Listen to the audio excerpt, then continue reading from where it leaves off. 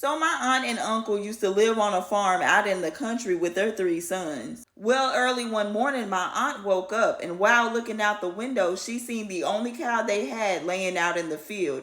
That's when she noticed that the cow had passed away. And at that point, she felt hopeless because she didn't know how to continue to feed her family without the cow. So she got really depressed and hung herself. Well, a little bit after that, my uncle woke up and found out that his wife had passed away as well as the cow, so he became depressed. That's when he took a gun and unalived himself. Now, a few minutes later, the oldest son woke up to find out that his parents had passed away and the cow, so he decided to go down to the river and drown himself. But when he got to the river, he discovered a mermaid sitting on the bank. The mermaid told him if he could make love to her 5 times in a row, then she'll restore his parents and the cow. And the son agreed to try, but after 4 times, he wasn't able to get it up again. That's when the mermaid drowned him in the river. Now, a little bit after that, the second oldest son woke up, and after discovering what had happened, he too decided to throw himself in the river. But the mermaid stopped him and told him if he could make love to her 10 times in a row, then she'll make everything all right. And he tried his best, but 7 times was not enough for the mermaid, so she drowned him in the river. Now, later on in the day, the youngest son woke up to find out that his parents, the cow, and his brothers had passed away. So he decided that his life was over and went down to the river to throw himself in. Well, of course, he also met the mermaid, and the mermaid told him if he could make love to her 15 times in a row,